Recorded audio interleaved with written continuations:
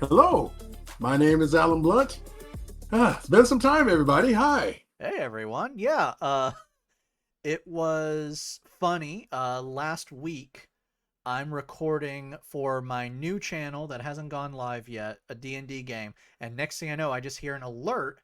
Someone has popped into the group and I'm like, "What?" I'm like, "Oh crap, Alan forgot we're not recording today. I'm recording this." Okay, yep. So I popped into chaos. I checked the timestamp later to see that they ended the game. So I hope I didn't disrupt a bunch of planning. No. Okay. I can't remember what we were doing, but it actually came to a good point where I'm like, "Okay, that I can easily remove that, no problem." Ah, so over the 2 weeks or 3 weeks, I lose time. Um, I've been collecting more stuff. I went back to the Pathfinder site. I found a leather-bound book. So it's in my inventory now. I was about to say you shared that with me. Yes, yes. Pathfinder second edition leather-bound book. It's got bookmarks in it, beautiful color plate. There's this when you open up the front cover, there's a shot of the wizard Ezrin being attacked by several people with daggers, and Ezrin is about to light somebody up with some electrical hello, as well as the rogue of the Pathfinder Society group is flinging knives at somebody. I think they're attacking the same person, so he's about to have a really bad day. So it's a nice picture. Gonna possibly pop that up on the page for you to take a look at. Uh, Other than that, getting origin stuff ready. So my journey has been okay. Let's check to see if we have everybody signed up. Eric Mann, who's doing the painting classes, I had printed up about 11 beholders for him because he had a 9-person sign up for his 10-person class, and we're getting close. So I printed up 9 beholders for the class, one beholder for his test run paint, and one beholder to do the beginning to end with the class. And it was something like about 12 hours later, ping, someone takes the last slot. Aaron had already come and picked up all the beholders. Excuse me, Eric had come and picked up all the beholders. So I was like, oh crap, I gotta bring another one. So my plan is to get this printed up, primed up, and ready at Origins. I'm gonna be there all 5 days.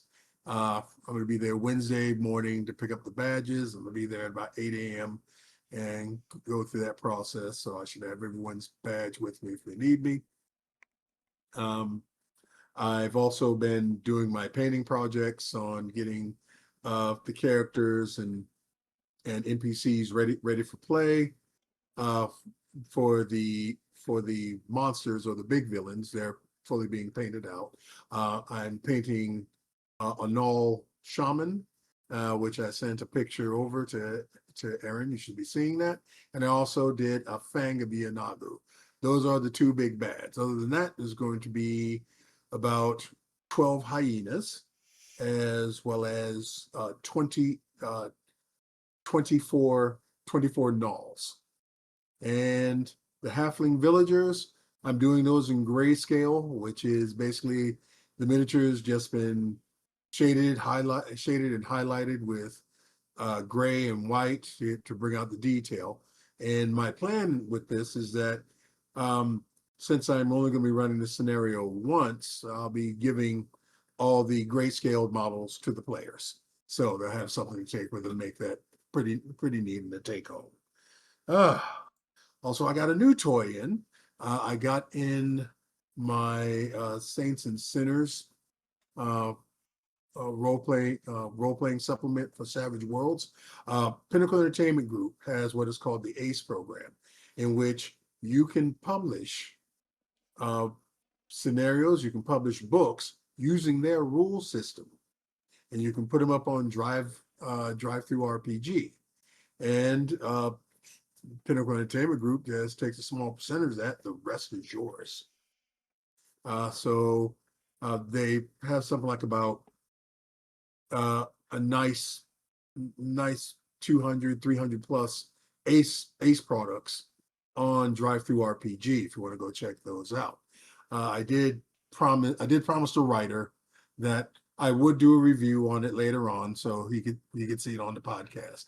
But we don't have enough time for tonight, so uh, might have to skip past that. Aaron, what's your journey been like? So for the past couple weeks, so I've talked about it before. My wife's injury has officially been recognized by workers' comp. So now we're Yes. awaiting the official what is it? Okay to do the surgery. We're looking at July 10th for the surgery. So once that happens, I am off for 2 months. We are getting a lot of stuff ready, not just for us in general, but also the channel. We're recording some Minecraft stuff to put up. We're recording other fun things. But in the meantime, of course, I've been working on the channel, been putting out some fun things like Liu Kang the Fire God, Miss Piggy is now on the channel. But Yes. one of the interesting things I've just started, because I decided to do this, I am insane. I have spent months on world building for my novel series, and I never talk about it that much. I'm talking about it now. I did a 20 plus minute video on my channel right now talking about the eternal realms, where the gods come from, where magic comes from. Um, the second script is ready. It's just currently sitting on the sidelines because I have other things I need to do. We're getting close to Origins. I need to start working on stuff. And I am now 2 sentences away from finishing my second novel for the first draft. But Ooh, the next video will be about the gods. I a lot of writers do not answer the question, what is a god? Because it can be kind of messy. No, I didn't do that. Like, I have a power scale system in place for my gods, and I'm going to go over that in a whole new video. But yeah, getting ready for that.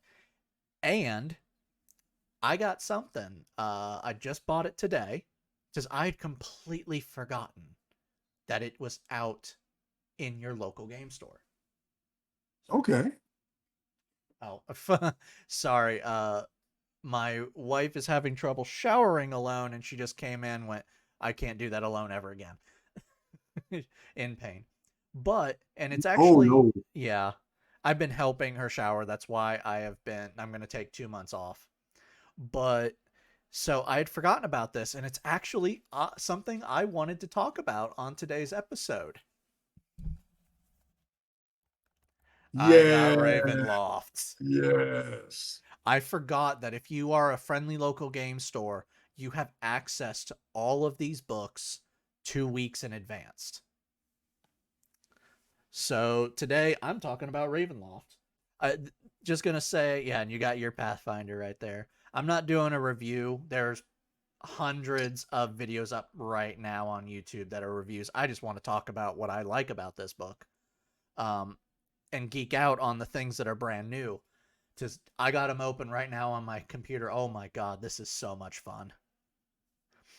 But yes, so I got that today. I went Yu-Gi-Oh card hunting because my wife loves the Dark Magician Girl, and they just Okay. came out with a cuter version of the Dark Magician Girl, so she needed to have it. We did not get it. We actually we bought a bunch of packs, did a video of it just because it's funny. We did get a cutified version of one of my favorite cards, the Vampire Lord, but she did not get her cutesy Dark Magician Girl, so another time. Another time. Mm-hmm. But yep, that's what I've been working on. I for Origins, I will say I've had to retool what characters I'm bringing for the players. just as I found out I am missing a few files. I forgot I never bought those files. So I can't print out a rattling sniper or a squat mercenary. So they're off the table. Oh, But I got a lot, and an ogre. The ogre and I had to drop as well. They were a part of my emergency characters, but yeah, I never bought the STL files for these from Raging Heroes because they just look beautiful. Just because I was like, I'm never going to do a normal guard army or a catagen army. I would want to do Deathcore, and I got Deathcore from them. But yeah, so I missed that. But yeah, I'll fix it. I'll change up some characters and it will be ready. okay. Nice. Oh, and this is great. The summer has begun. We don't have air conditioning right now. Oh, We have home warranty, so I'm waiting for them to contact me within the next like 24 hours to get that going because we need it up and running by the heat of summer. yeah. You want that going before July. Yeah. Oh, wow. Oh, wow. Oh, good luck, man. Yeah, we'll get it. But you can try and experiment. Experiment or two. Well, we Oh, already like our house sucks for AC anyway. It doesn't fully travel up. So the when the AC on downstairs, it's comfortable. Up here, it's just right above hot or right below hot. So it's not fully comfortable. So we have mini air conditioners up here, but because we don't have air conditioning downstairs, all the heat is now rising. So the upstairs is incredibly hot. Like when we filmed our Yu-Gi-Oh video today, we couldn't have any of our studio lights on because it was oh already no. 80 degrees in our living room. Oh no, no. You're about to turn that into an oven. No, you Yeah. can't do that. And No. until that gets fixed, there's no using the oven in this house. Oh man. Man, good luck. Yeah. Good luck. Oh. So how did your game go? The Oh, one I for interrupted at the end. the D&D game is going well. We're now over halfway through our first arc. Once the arc is for like maybe 2, 3, or 4 episodes almost from the end. Just because they've taken a lot of time for role play, which I am cool with. Gives me a chance to drop hints in the story of the first arc. But they are loving it. The one thing though I keep reminding them is once every arc is done for this campaign, we're going to have a little game where either it's going to be every player facing off to see who knows more about what happened in the arc, or it's going to be all of them working together to figure out a riddle I give them about the arc. So I'm like, you Okay. guys better be taking notes because you might be not writing down a clue if this is going to be a here's the question you all have to work together, or okay, so we're doing a quiz show, who gets the most points wins a prize. Oh wow. When you look at your players, say, okay, who's up to speed? And they look at you with that blank stare. Huh? What? I gave What's them a that? heads up, like You it's gave me gonna a heads happen, up. you know it. And this time, the last game, I'm like, remember, guys, we are doing a end of the arc recap game. So I hope you guys are making sure you're paying attention. I am filling them in every single time because we're taking so long of breaks. Yep. At the end of this month is the next one, and we're hoping to get more just so we can finish the arc. And how many players do you have in that? 6? 4. 4. Mm-hmm. Okay. Okay. Nice mix. Uh-huh. Characters all across the place. Ooh. Well, I promised I was going to have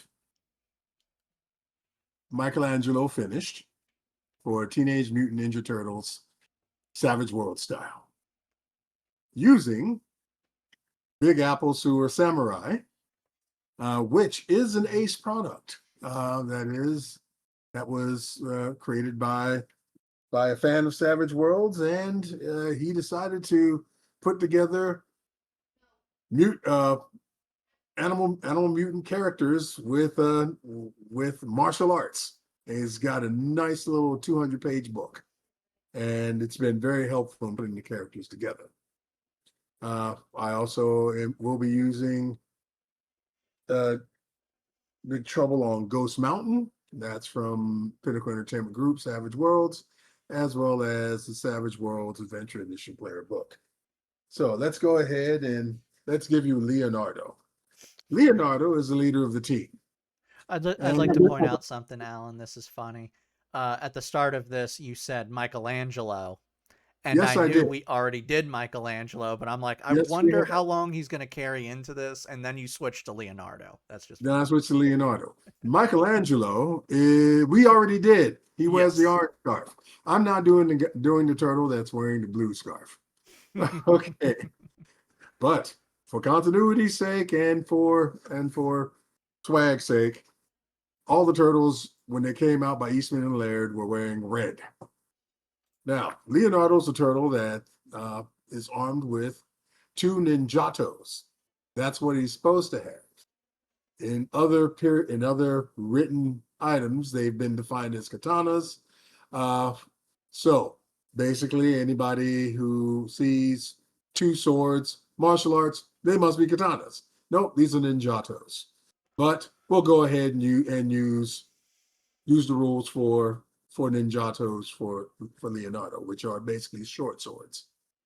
Um, Leonardo being the leader of the group, um, he he's good on the control aspect and the planning aspect.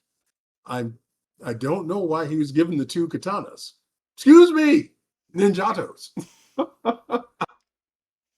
I've actually wondered that myself. I think it's more the line along the lines of, even though for ninjas swords were not the same thing, seen as the same. Um, Right. Samurai would never use swords in the way that ninja did, or technically shinobi, because ninja didn't actually exist till much later on, but they're the same thing. You Like, thank Shaw Brothers for that. yeah, but the shinobi would actually use their swords, and this is why they're straight and they have a square guard, would place their swords at an angle against a wall and use it to get up over the wall. Also, their sheaths could double as what do they call those when you're breathing underwater? Um, yeah, I can't remember Oh, now. snorkel. Yes, that's it. Their sheaths could double as snorkel, but for the most part, they were just used to help get over the wall. But I think he got the swords because a lot of people think in Japanese cultures swords were a special thing, but it was actually just katana that were special. Katana were special. Those were for the samurai. Wave men is what they were called. The samurai. I can't remember right now. Me neither. Foggy. That's lack of sleep. Okay, so let's go ahead over Leonardo here. Leonardo, his hindrances is that he has a code of honor. His character keeps his word and acts like a gentleman, and he's heroic. Character always helps those in need. His edges: he is ambidextrous. He has martial arts. He has martial warrior, and he also has martial weapon, which is from Trouble on Ghost Mountain, Legend of Ghost Mountain. And he also has trademark weapon from the Savage Worlds Adventure Edition base book. And he has two-fisted, which means that he's able to make an extra attack with no penalties. So we go down to stats.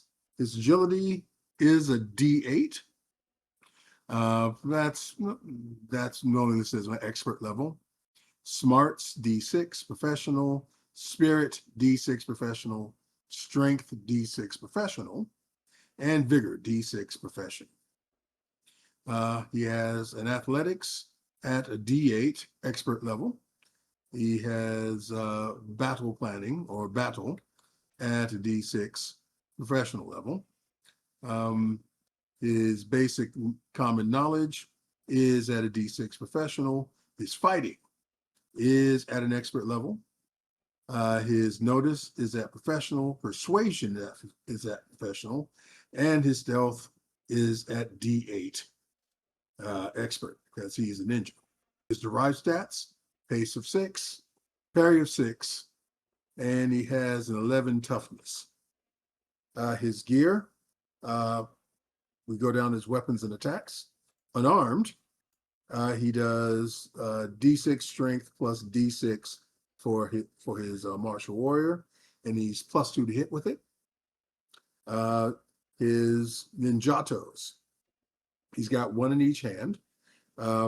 They're D6 for his strength plus D10 for his martial weapon capability that goes along with that, giving him +1 to hit and +1 to parry. Since he's ambidextrous, he's able to use both his equipped weapons to stack his parry bonus. So he ends up with a parry of 8. Most professionals in the game, professional policemen, professional fighters, have a D6.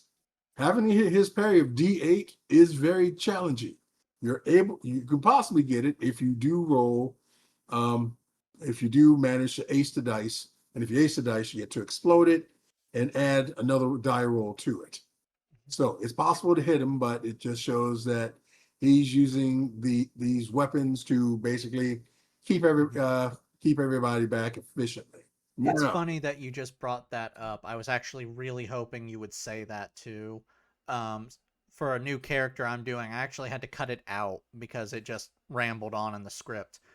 The Oh, only reason why you would use 2 swords is defensive. No one used 2 swords for attacking. It was a defensive measure. And I hate that they took that out of D&D.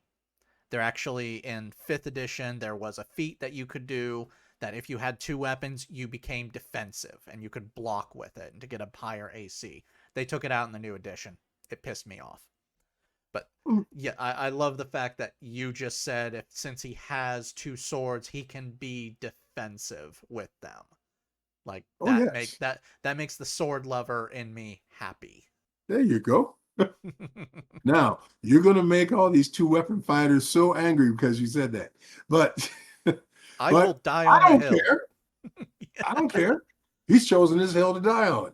And I'm gonna bring him sandwiches in the middle of the fight. I'm not fighting, just bringing sandwiches. Okay. All right. So his special abilities for being a mutant turtle. He has his shell, which gives him the +6 armor bonus, giving him an 11. He has a racial increase of his vigor.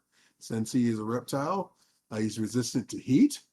But being a reptile, he has a cold penalty, which he takes extra damage from cold attacks. And that's it for his turtle ability. Oh, and yes, he can swim. Very, very much so. So, here's the picture for Leonardo. And this miniature will be available on the Patreon page if you want to get it. And that's going to be my journey for the turtles. I'd like to have more for you today, but we are running on some tight time, and I want Aaron to get his stuff out the way. Mhm. Take it away, sir. All right, as I said, I'm not going to do a review of Ravenloft. That's been done by people who actually have the clout to get this book months in advance. But I do want to talk about all the things they have changed that factly I love. Just there's so much cool stuff in here. Um, Firstly, before I start talking about that, the artwork, they have stepped up their artwork in this book. It is so freaking beautiful. The river dancer, the haunted boat, has a nice half a page picture, and it is so beautiful. If you know the story of the River Dancer, cool. If not, doesn't matter. Just know it's a haunted steamboat and it looks beautiful in this. Everything about this looks beautiful. And not only that, they actually fixed a problem I had with the last book. I have a very strange phobia known as tryptophobia. Uh, we don't need to go into that disgusting thing. But there was a piece of artwork in it. It was incredibly simplistic art. It would trigger my tryptophobia every time I'd see it, and I had to look away. And Oh, if you wow. want to know what it was, it's the body taker plant. Just if you know what that looks like, you now officially understand what tryptophobia is, and you might have it. But the body taker plant in this is now the most grotesque, evil looking plant, and it's beautiful. Like, I love it. Doesn't mess with me anymore. Thank you, Wizards of the Coast, for that. That's actually how I realized I had tryptophobia. Like, I've always been creeped out by certain things. Yeah, there's a phobia for it. Now I know what it is. But so much beautiful artworks. There are maps in here. You want the map to what's his name? Lord Soft's Keep. It's not a very big map. It's in the book. So it's so much cool stuff. But the things I wanted to talk about, just give a quick little thing about, is all the new things that have been added into the game, not the revisit stuff. A lot of like the Grave Cleric got revisited and it's better now. The Shadow Sorcerer, a lot of changes in there, and I think it's a lot better now. They took away its Hound of Ill Omen, and it's now just a straight out spell that they can cast to make it much more simplified and streamlined. But one of the new things that I want to talk about, just a brief little quick thing, is they've added a new race called the Lupin. It's what happens when a werewolf can't change. They are Wow. stuck in hybrid form. Frankly, we needed a dog race or a wolf race, whatever you want. We got 2 cat races. We needed a wolf race. Well, that's not even including the shifters, which can be just about any animal. But now we have an actual canine race, and it's pretty decent. Let's see, got dark vision, of course. They can have an extra skill from perception, stealth, or survival. Definitely wolf in with the stealth, but perception and survival are very canine. So they can howl, which can cause, let me read this for you. Each creature of your choice within 15 feet of you must succeed on a wisdom saving throw based on your constitution modifier, or have disadvantage on attack rolls and saving throws until the start of your next turn. You can do this a number of times equal to your proficiency bonus per long rest. That is actually pretty cool. Um, a little bit of a fear of cause fear in that. That's nice. They get an unarmed strike. That when they hit with it, you can shove the creature back and damage them. In new D&D, when you hit someone with an unarmed strike, you can push them back, grapple them, or damage them. You have to choose. Feral Pounce for Lupin. You don't have to choose anymore. You get damage and push them. Grapple is its That own makes separate sense. thing. But That so makes I love it is incredibly simple. It's not a cuz in this book we got the Reborn, we got the Dampier, um which by the way the Reborn and Dampier still are not undead or construct, cuz Reborn can also be a construct. They're just still humanoid, but the Hex Blood straight out Fey. I believe they made it a humanoid in the last one, but now it is a Fey. But it's incredibly simple by comparison to those 2 other lineages. So, frankly, if you play D&D and you're a DM, you don't plan on using Ravenloft, add these guys in. They don't have to be a werewolf race. They could just be a canine race, and they're pretty good. Also, want to talk about my God, I love this thing. The Reanimator Artificer. You can play Frankenstein.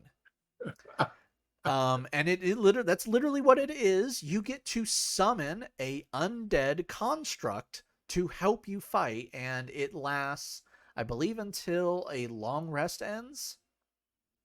I cannot Okay. remember where that is. But yes, so you can, it's all about reanimating people. Oh yeah, you can add things into your construct to make them more unique. Like, I'm not kidding, you can add the feature moist. This is a feature. You can add bloated, gaunt, or moist, and that gives it new abilities. For spells, they get animate dead, lightning bolt, death ward, anti-life shell, raise the dead, and spare the dying and false life.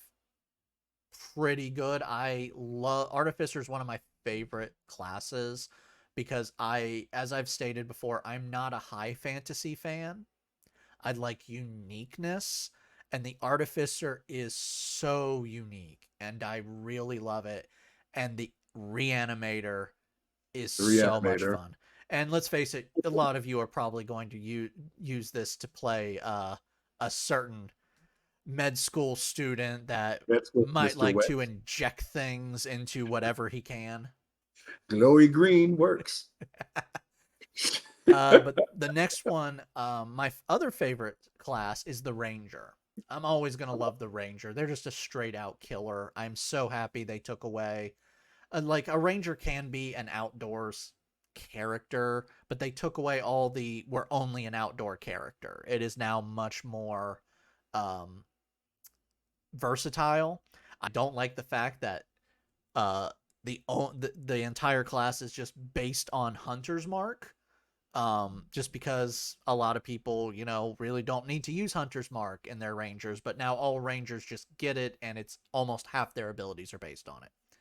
Yeah. But in this, and this is what my wife loved, the Cryptid Ranger, the Hollow Yeah. Warden. It's all about becoming a cryptid. Encrypted. Okay. Yeah. So let's see, you get Wrath of the Wild, which lets ancient armor grow on you, and I'll show the picture right now. It looks like a Wendigo Ranger. For your spells, oh look, Alter Self, you're now a shapeshifter, or you can grow claws. Phantom Steed, you can call on a ghostly horse. Steel Wind Strike, teleporting and just hitting someone. Like, this is all about that folk horror character. And I absolutely love this. This is so good. Oh, yeah, you can feed on the people you hurt. Hungering Might. You gain a bonus to Constitution saving throws equal to your Wisdom modifier, and in addition, once per turn, when you hit a creature with an attack roll, while you are transformed using your Wrath of the Wild, you regain a number of hit points equal to 1d10 plus your Wisdom modifier, provided you are at half HP. So you are feeding. So you're taking a snack. Yes. And at level 15, this is horrifying. They Yeah. officially become immune to the exhausted condition. This means technically they don't have to eat, drink, breathe. Well, they still are going to need to do all of this, but if you don't do any of that, you gain a level of exhaustion. That won't affect them anymore. They don't really need to sleep either. They're still going to need to sleep to get all of their abilities back, but they will never be at disadvantage. And when I say that, I don't mean disadvantage on a roll, disadvantage on exhaustion. Oh, But it exhaustion. is so horrifying. Um, I've only gone over a couple of the things. There's more. Plants growing crazy. I already said the hunger thing. You can frighten when you hit someone. Like, it is. This is a horror class straight up. Um, Out of all of them, you got the Phantom Rogue, you got the Grave Cleric, the Shadow Sorcerer. This this is a straight out horror killer. And I will also say, for you horror fans, the relentless killers are back in this book. For you who don't know, the relentless were the archetypes for horror movie slashers. You had the relentless slasher, which was every single slasher character, Jason Voorhees, Michael Myers, that were they take a hit, they can keep on going, they can vanish without being if you're not watching them, they can vanish. They then had the relentless juggernaut, which was more akin to Pyramid Head. Well, they've brought in a new relentless, the Nightmare. Yeah, it's Freddy Krueger. Like it's straight out Freddy Krueger. But the biggest thing that I am loving. So for you who don't know, D&D now has a new rule in the new edition called the Bastion. This is a way for your party to get a headquarters. Ooh, Now, and the headquarters, you can add rooms to it, and it about gives you time. new abilities that you can access by spending time in it. When Eberron came out, they made the bastions mobile. Well, Ravenloft is bringing in the haunted bastions, and I am loving what I am looking at. So let's see what you can add. You can add basically Cthulhu's altar into this place, creating magical charms, and the charms Yep. let you cast Hunger of Hadar. Oh, you want to create Frankenstein's monster? The Lightning Generator Room. This room, if one of your party members die or someone dies, you can take them here and it's free to cast the spells Raise Dead and Resurrection. No more material components with them. Well, it literally says the spell's material components are reduced by 1,000 gold. That is the material components for the spell. You can also gain a charm that lets you have telekinesis, and you can animate objects in this room. You can have a Raven's Rookery, and the Ravens will act as messengers for you. You can have a Spirit Vault, which is effectively the Ecto Chamber from Ghostbusters. You're trapping things in there, and you can look up occult things. But Mhm. my favorite one, and you have to be level 17 for this one, the liminal space. For you who don't know what a liminal space is, it's one of my favorite concepts, especially when for stories and horror, the back rooms are a liminal space. It is a space between space. Well, you can add the back rooms to your D&D bastion, and it is just a massive space that you can, it literally has a rule in here, dark bargains. You can enter this room and wander within for 7 days. Um, and once, if you leave before that, you don't get anything. But if after spending 7 days in here, you gain a new feat, the Dark Gift feats, one of them, and those allow you new abilities, but also come with penalties. Um, but I love the idea of having a room that is effectively a demi-plane. And if you know anything about liminal spaces, um, like with the back rooms, you have to effectively clip out of reality. Um, a clip is a gaming term where you accidentally go through the walls of the game.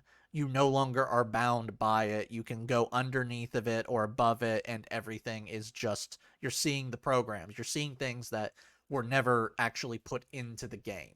It's just an empty space. So if you clip, Surprise. you enter another dimension and you can wander around.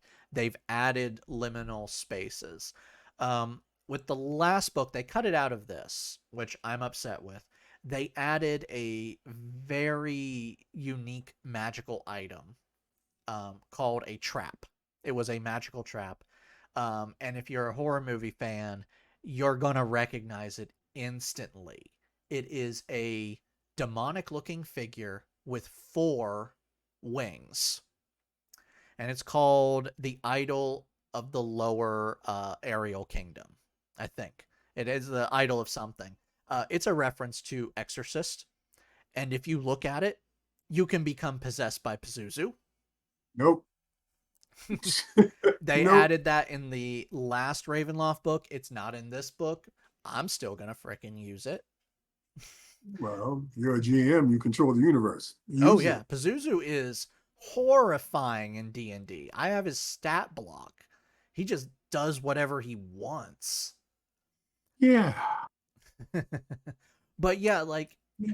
that's all the new stuff in this book that I really wanted to touch on, because it's just, I am a massive horror fan. If you spend any time with me, you know I am a fan of 3 things: samurai films, the Samurai films Muppets, and horror. and I am a horror. weirdo and I like it. Uh, And you so, can combine all 3 of those into a game if you ever want. oh, I do that all the time. Yes. Yes. Muppets, horror, and samurai. Muppet samurai. Yes. But so Ravenloft is my top campaign setting. It is my favorite. When they announced it was finally coming to 5th edition, I celebrated. I got into fights on the cesspool that is Twitter, all Oh, why? because I Why? said horror is atmospheric, because they cut out all the racism and sexism from Ravenloft, and people didn't like that. Like, do you watch horror movies, or do you just Humanity. watch those fake snuff films called Purge and Saw and all of that? I'm not a fan of either of those franchises. But yeah, I got into a fight because I'm like, dude, horror is atmospheric. It's about creating tension. You don't need to have horrifying things that cause PTSD in real life to No, create a horror story. Like, these people were saying we need to have this in it. I'm not even going to say what it is, because YouTube right. will never allow us to be monetized if I say it out loud. You can't say certain things, but Yeah. some things are necessary. If the GM can't bring along the atmosphere, it's not going to matter what you do. Mm-hmm. But yeah, so when Ravenloft came back, it's my first favorite, so I celebrated. My second favorite, by the way, is Spelljammers. Uh, but when this book came out, I was part of the community that literally said, we don't actually need Ravenloft to come back, because we already have a 5th edition book. We don't need 5.5. But I was Right? still going to get it, and Yeah. it is so beautiful. They have, I'm going to gush for a second because I also love art. 5.5 has raised the bar for artwork. Um, there are 2-page spreads in this book of amazing, amazing art. An aerial view of Castle Ravenloft, and you can see the village of Barovia beneath it. And let me just say, Castle Ravenloft is an ugly ass castle. I have built it in Minecraft, and I thought I did it wrong because it's just that ugly. No, I didn't do it wrong. It's just ugly. It's just ugly. But the pictures are beautiful, and just looking at some of this artwork, it is inspiring to go, oh, that gives me an idea for this scene. Um, Art is not, you don't need artwork of everything in D&D. You don't. But when you have something special like that, you just, you get lost in it, and you think of all the things you can do with it. So 5.5 is killing it in the art department, and Ravenloft is probably the most beautiful book they've done so far. That being said, it also pisses me off because I can show you right now. Ravenloft in one He's hand, got the soapbox. Eberron in the other hand. Look at the size difference here. What?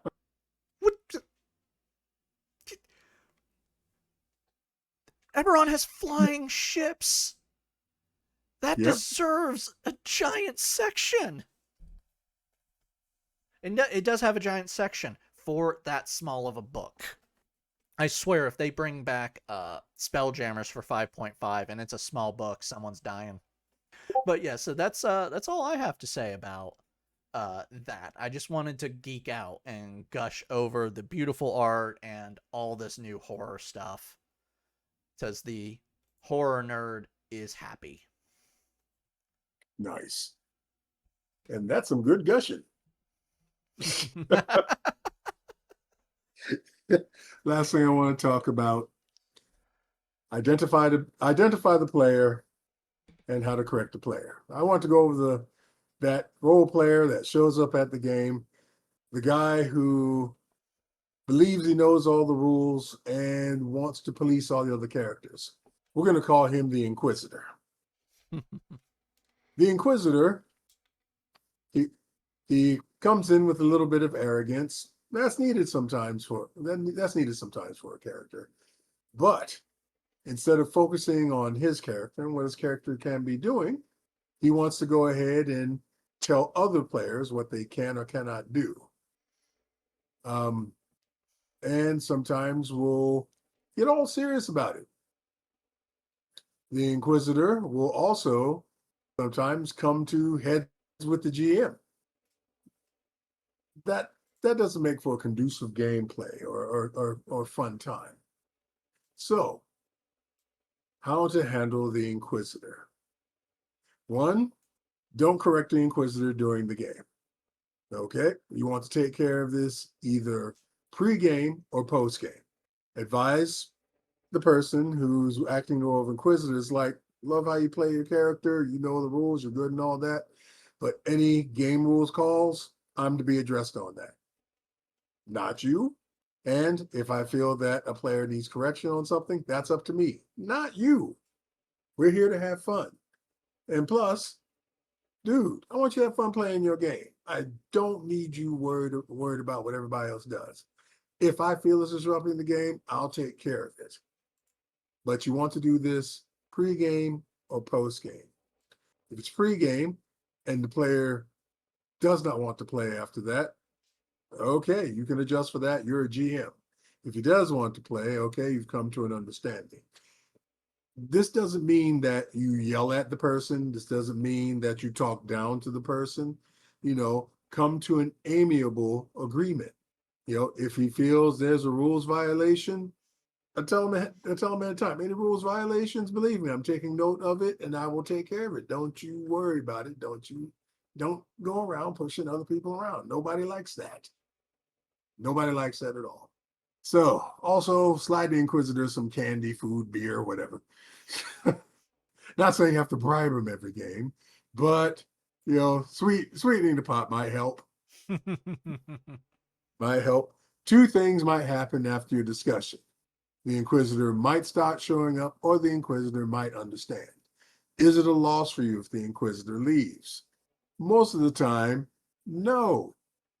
No, because if you have several other players, they don't feel too cool around this guy. But if he shows up and he's showing and they're showing that they're wanting to make a change and enhance and develop with the rest of the gamers, that's awesome. But identify your Inquisitors, talk to them,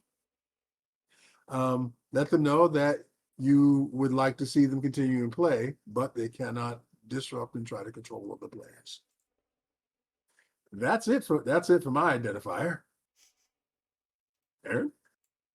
Well, I mean, you kind of summed it up. I've dealt with so many different problem players, and Oh, there's more. yeah, there's way more. There's way more. I've dealt with the Chaos Goblins that purposely try to derail the games. I've dealt with the I don't want to sound like a bastard when I say it. Be one. Eh, You're a GM. You're if, evil. if you need therapy, Dungeons and Dragons can be role play games can be helpful if you're also in therapy, But if you are instead going, I don't need therapy, I need role playing games, no. No. It can be helpful, seriously, but go get that therapy at the same time. Both of them Yes. together can work. One just doing D&D instead of the therapy is not going to work. I've had a few of Yeah. those players. And I Yeah. am not That's trouble waiting a to game happen. runner is not a therapist. Um, Nope.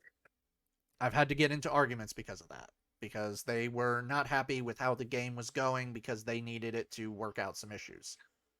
Um, the main Oh. character syndrome people. Yeah. But yeah, I've had fights break out because of inquisitors, and you know who it is. I'm I'm not saying anything Yeah. on a tape channel whatsoever. Mm-hmm. You were not part of this, but you know exactly who this person was because you didn't Oh yeah. like him, and in the end, I didn't like him. I love everybody except that guy. Except um, that guy. he actually started a. This guy actually started a fight with another player over a rules thing. I was the DM, and in the end, I agreed with him on how the rule was presented. Just rules as written, it was that. Later on it was corrected by Wizards of the Coast, and I'm like, okay, that is how it is now. But at this time, I agreed with him, but he didn't care that I was agreeing with him. He cared that the player was literally going, if the DM says it, then that's the rule. Period. Whether Yeah. it's written in the book or not. Uh-huh.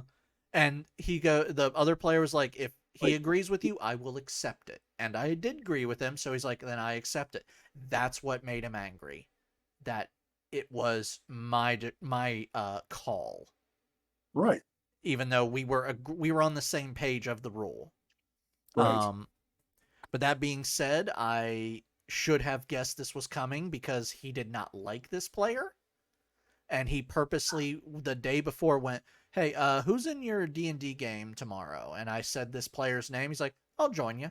I'm like, you don't like him, why are you joining? Yeah, he joined just to be the rules lawyer, the inquisitor, and Yep. get into a fight with this guy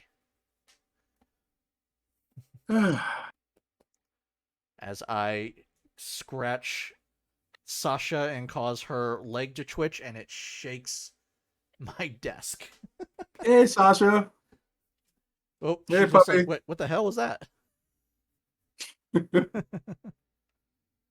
I have a love for dogs. Yeah.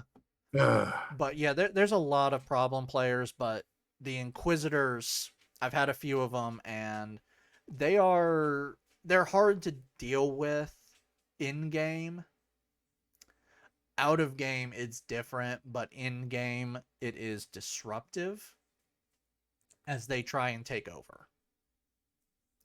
And I've actually had one who literally did try to take over the game. He tried to take over the group.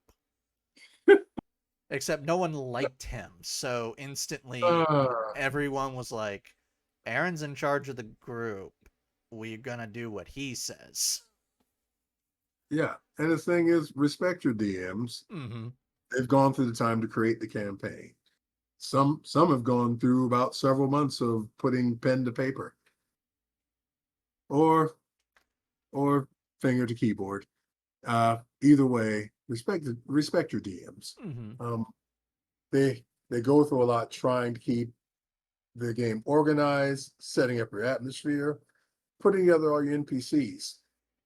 Um, if you don't have a DM and you think you can DM better, start your own group. But while you're in this one, DM rules. Mm-hmm. Period. Period. And you Well, might actually be part of a group that, like my group, my personal group, there are times when we aren't playing the game, like the game's done, and we all discuss, is there something in this game we're not liking? Like one time the idea of initiative came up, Like a lot of us were not happy because for some odd reason, if I'm a player, I can roll a good initiative. But if I'm the DM, I'm going to go last every single time. And it was starting to get very boring for the players the second combat would begin. Like, okay, we're just going to wail on this and then get back to the role play. It Uh, became a drag. So we spent a good amount of time discussing alternate ideas of either changing the initiative system or doing it in a different way to change things up. Um, and in the end, yeah, I liked what we were talking about, so I initiated it into my games, and I haven't had a complaint about my initiative roll system. Um, nice. yeah, like a few people went in like, I don't think this is going to be a good idea. I'm like, let me explain it, and you'll understand it completely. And once it was explained, which took like 10 seconds, it's actually not complicated. They're like, Yeah. oh, yeah, that Oh, actually sounds really good. I'm like, yeah. we can do that. But yeah, We can. like the the problem players also go into dungeon masters and game runners in general, because we've all had those bad ones Yeah. that either walk away from the table because they're bored with the people role playing, so they're like, I'm just gonna go check out another game, and then forget to come back. Or literally every other game they go, yeah, we're restarting, I don't like how this is going. Yeah. Yep. But yeah, with inquisitors, everything Alan said is a good way of handling it. Like, don't handle it in game unless they have officially become disruptive enough that they're killing the mood, in which case go, okay guys, we need to have a break, Yep. smoke them if you got them, and then look at the person and go, can we please talk about something? You come here. Mm-hmm. Everybody else go eat, go play, go talk, Uh-huh. get some fresh air. I gotta talk to somebody. Mm-hmm. It's always a good idea never to confront a problem player, regardless of what type of problem player they are, in game. In game. Take a break and just go talk to them. I've had Yep. to do it a lot of times, sometimes with players who just don't understand that they're being disruptive. Maybe because, and this goes into something you really need to be cautious about. Sometimes the problem players don't realize they're being problem players because maybe just something's a little off about them. And I say off because I don't want to say wrong with them. It's just who they are. It's just Um, for that. I had a player who I had to learn his ticks. Whenever he would get too excited or nervous, he would start twitching and he would accidentally drag his nails against his skin. He didn't realize he was doing it until after he calmed down and went, oh, damn. Never would really hurt himself, but the second I would see that, I would realize he is experiencing an overwhelming feeling. Um, and with him, he would do things that was disruptive just because he didn't understand they were disruptive. And I had to talk to him, and I always had to, I was always careful how I talked to him because I didn't want him thinking I did not like him, that I didn't want him around. No, there's nothing wrong with him. He's just a bit off. And I've had several players like that where they were problem players, but because they were just off and they needed a pat on the back and say, listen, you're not being kicked out. You're not, we don't like, it's not like we don't like you or anything, but let's talk about this and let me help you become a better player.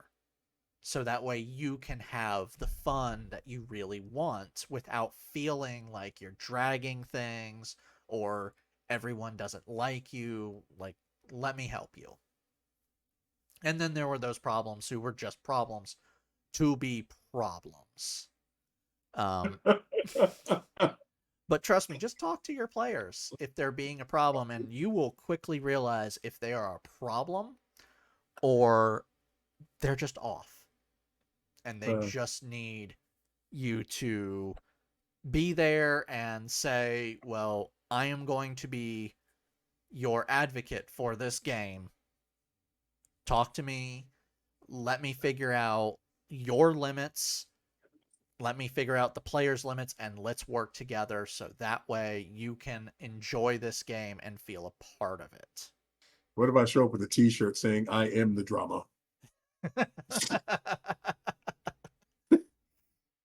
It still really depends on what you do. It depends on what I do. Okay.